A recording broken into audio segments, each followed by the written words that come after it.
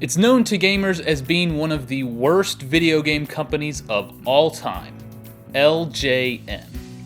Originally a toy company, LJN got into the video game business during the 80s. Typically they published games based on movies such as Jaws or Back to the Future, but they also had a few sports titles as well. Generally the quality was poor. Many times the game had nothing to do with the actual license, and various games suffered from glitches or poor game design. The infamy of LJN rose significantly with the internet comedy series Angry Video Game Nerd, starring James Rolfe. The show is about a nerd who provides commentary on the worst video games he can find. Several of Rolfe's episodes revolve around LJN games, and he jokingly states the company stands for Laughing, Joking, Numbnuts. But you also have shows like the LJN Defender, where host Matt Azzaro dissects games made by LJN and tries to find the good in each of them.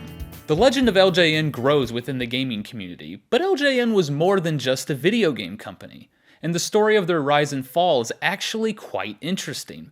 So today on Gaming Historian, we'll be looking at the history of LJN. In Queens, New York, 1939, Jack Friedman was born. Raised by a single mother, Jack had a love for classic toys such as yo-yos and die-cast cars. He knew at a young age that he wanted to work with toys the rest of his life. After World War II, the American economy continued to trend upward. Soldiers returning from the war could get education with the GI Bill, or easily get a small business loan to start a company. It was at this time many industries grew significantly, including the toy industry. In the 60s, Jack Friedman got a job as a sales representative for Norman J. Lewis Associates, a toy company based out of New York City. Jack would travel the East Coast, selling stuffed animals and novelty toys to stores. He loved the job, but Friedman wanted more. He had ambitions to start his own toy company. With a financial backing from his boss, Norman J. Lewis, Friedman formed the toy company LJN. What did it stand for? It was simply his former boss's initials, backwards. Friedman saw potential in pop culture with his toys. Soon his company would focus heavily on licensed characters, and it became very successful. So what kind of toys did LJN make? Well, I've got my friend and toy expert, Pixel Dan, here to give us the details. Thanks, Norm. Hey guys, Pixel Dan here. So LJN, while not one of the largest toy companies, still produced many notable lines of action figures all throughout the 1980s. Among those toy lines, we got some action figures from some of the popular movies at the time, like Indiana Jones and the Temple of Doom, E.T., and even Gremlins, a movie that probably shouldn't have had a line of action figures considering it is partially responsible for the PG-13 rating we now have today. But aside from some of those big movies, LJN also gave us some of the smaller action figure lines that were still very cool, like Bionic 6 and Advanced Dungeons & Dragons. But we definitely can't talk about LJN's toy lines without talking about some of their more popular lines, such as Wrestling Superstars. Any pro wrestling fan most likely remembers this toy line fondly, as it was one of the very first lines of action figures to give us some of our favorite WWF superstars in action figure form. We got these large rubberized wrestlers so that we can recreate matches in our own living rooms.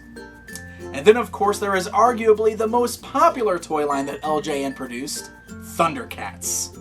Now of course anybody who is my age probably remembers the Thundercats cartoon series, and these action figures from LJN were the perfect companion piece to recreate Lion-O's adventures right there in our own homes. Back to you, Norm. Thundercats, ho! Okay, thanks Dan. By the mid-1980s, LJN was a very successful company, which put them in the crosshairs of much larger companies, such as MCA, who is mostly known for owning Universal Films. MCA was run by a man named Sid Sheinberg, the same guy who unsuccessfully sued Nintendo over Donkey Kong. Sheinberg saw LJN as the perfect way to increase profits significantly. Universal would make a movie, LJN could make the toy line, and both profits would go to MCA. Not only that, but LJN was beginning to make moves to enter the video game industry, which MCA had interest in as well. In 1985, MCA officially acquired LJN for a total of $67 million. It was a huge success for Jack Friedman, but he wasn't happy. Friedman had to relocate to California after the acquisition, and he felt like he wasn't in control anymore. 2 years later, in 1987, Jack Friedman left LJN. As I mentioned earlier, it was at this time LJN started getting into video games. LJN even came out with a game console in 1987, LJN Video Art. Although it was never meant to compete with the NES. It was basically a paint program on your TV. Kids could color or draw pictures on the screen. Just like their toy lines, they focused mostly on licensed entertainment. One thing to note is, LJN never actually developed any of these games. Rather, they simply published them. Some companies that developed for LJN include Atlas and Rare, but a few developers went totally uncredited, which was somewhat common at the time. But are these games really as bad as people say they are? Does LJN deserve its reputation? Well, I actually do own a few LJN games on the NES, so let's take a look at a few. Let's start with Major League Baseball. This game actually has the license to all the Major League teams, but not the actual players. Still, it's nice I can play as my Kansas City Royals. Sadly, that's the best part about this game. It's super glitchy and it suffers from extreme slowdown. In fact, one time I hit a 2-run home run, it's because the ball got stuck in the wall. Next up, we've got Karate Kid, based on the hit movie series. It's a side-scrolling action game similar to Kung Fu. One common complaint in this game is that when you get hit, you get knocked back. It can make traveling through the stages somewhat difficult. You also have several bonus stages where you have to catch flies with chopsticks, break ice, or dodge a swinging hammer. Overall, the game is short and fairly easy. Let's move on to NFL. Again, the game has an official license but doesn't use the actual players. Oh boy, this game is rough. It's extremely slow, the controls are very confusing, and play calling is, well, I'm not really sure what play I'm calling. This game has a learning curve. Out of the box, you really will have no idea what's going on. I'd stick to Tecmo Bowl. Finally, let's take a look at TNC Surf Designs, based on a surfing apparel company of the same name. There are 2 modes to play, skateboarding or surfing. In skateboarding, you have to dodge obstacles and make jumps to reach the end. In surfing, you have to stay on the board as long as possible. I actually kinda like TNC Surf Designs. It's colorful and fun to play with friends. I wish I could show you Jaws, because I actually really enjoy this game, but my copy no longer works. Now, those are only the LJN games that I own, but they did put out a bunch more. So let's move on. What happened next for LJN? What goes up must come down. Believe it or not, the downfall of LJN was not because of the games they published, but rather a line of toys they produced. In 1986, LJN created a brand of toy water guns under the name ENTERTECH. Any kid growing up in the 1980s may remember these commercials. The look, the feel, the sound, so real. ENTERTECH. These water guns were battery-powered and were known for looking extremely realistic. The toys were initially a success, but their realistic look caused problems.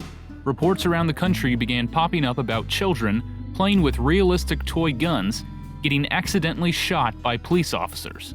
Not only that, but criminals were using them in robberies. People were petitioning for the toys to be banned.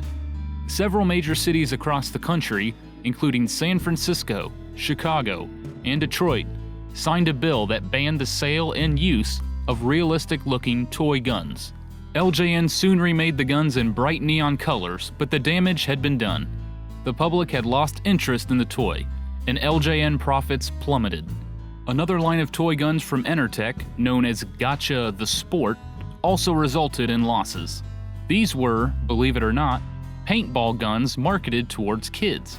They were based on the comedy movie Gotcha from 1985. LJN even released an NES game based on the toy line. However, many units were returned to stores because they were faulty. LJN lost $35 million due to the returns. MCA had had enough. In 1990, they sold LJN to AKlaim Entertainment for an undisclosed amount. AKlaim quickly closed their toy division, and LJN became exclusively a video game publisher. This allowed AKlaim to increase their output of games. Nintendo had strict regulations on how many games a publisher could make for their system each year. Eventually, Nintendo dropped this quality control rule, and LJN completely folded into AKlaim in 1995. The once successful toy company was suddenly no more. The last known game from LJN was, oddly enough, a Dreamcast game known as Spirit of Speed 1937, released 5 years after the company folded. There's no information on why AKlaim decided to use the LJN name to publish this game. Maybe they wanted to keep themselves as far away from the title as possible. Spirit of Speed 1937 was rated the worst game of 2000 by GameSpot. As for Jack Friedman, the original founder of LJN, in 1990 he formed a new company known as Toy Headquarters, but many of you know it as THQ. THQ made toys and video games, but eventually went to strictly video games in 1994. With the full-time switch to video games, Friedman saw how much more advanced the game industry was becoming, and no longer felt comfortable running the company. He soon left THQ. The following year, he founded a new toy company, Jakks Pacific. The company is still around today and has licenses for many popular franchises, including Nintendo and Star Wars.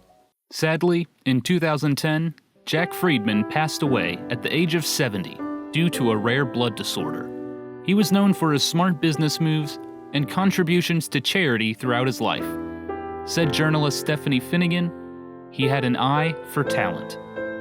The next time you see that LJN rainbow on your game cartridge, maybe you'll remember them for more than just their video games. That's all for this episode of Gaming Historian. Thanks for watching.